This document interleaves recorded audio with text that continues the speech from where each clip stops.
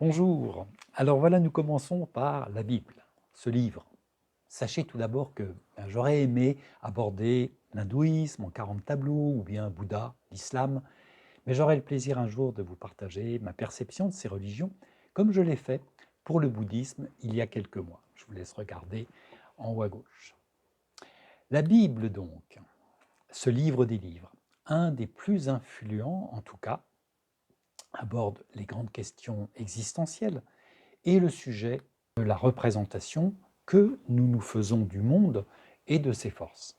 Malgré le fait qu'elle a été écrite sur une longue période de temps et par des gens très différents, ce qui m'étonne encore, c'est qu'elle est bluffante par sa qualité d'écriture et sa cohérence. Il y a des livres historiques, poétiques, prophétiques, des proverbes, rédigés tout en sagesse, celle qui est propre à nous rendre heureux. Alors, au travers des siècles, des non-croyants l'ont lu, bien sûr, et ils ont été nombreux à remarquer cette singularité qui lui est propre et cette force particulière qui l'habite. La véritable puissance qui s'en dégage aura fait du bien aux millions de personnes qui, à chaque génération, auront reçu cette merveilleuse énergie, parce qu'il y en a une vraiment, dans leur cœur. Il y a évidemment ceux qui l'auront reçue dans la partie sombre de leur tête, et qui auront préféré l'utiliser pour exploiter, asservir, effrayer et finalement tromper leurs semblables. Et cela, nous le constatons hélas, toutes confessions et religions confondues, et ailleurs aussi, malheureusement, avec les systèmes politiques et institutionnels. Tout système humain, en fait, péchera immanquablement par exploitation, omission, violence et corruption. Cela relève peut-être de la fêlure initiale que nous porterions depuis l'origine, mais ça, nous y reviendrons plus tard. Petite info chiffrée, cette mini-bibliothèque biblique, c'est le livre le plus disponible dans le monde.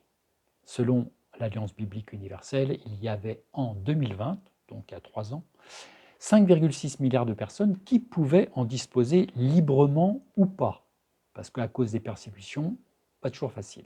Et cela en version intégrale et dans leur langue, puisqu'elle a été traduite en 704 langues parlées. Alors ce livre nous vend peut-être du vent, et il est peut-être diablement bien inspiré pour égarer les foules de l'essentiel, c'est-à-dire faire face à soi-même courageusement et éviter donc peut-être de se raconter des histoires rassurantes. Ou bien alors, ce livre des livres est divinement inspiré pour apporter au monde une vision claire et un véritable secours pour résoudre son problème de fond. Secours que l'humain seul, et présomptueux souvent, peine à trouver, même en faisant face à lui-même courageusement. Comme souvent, il me semble pertinent d'associer les deux approches. Celle qui va être pragmatique d'une part, fondée sur la responsabilité de l'homme face à sa condition, et d'autre part l'acceptation raisonnée d'une sagesse, d'une révélation qui vient d'un ailleurs, sagesse qui nous permet de transformer de manière pertinente notre rapport au monde et à nos semblables. Approche qui peut s'avérer au final salutaire pour chacun si nous acceptons d'y mettre les formes et les bonnes.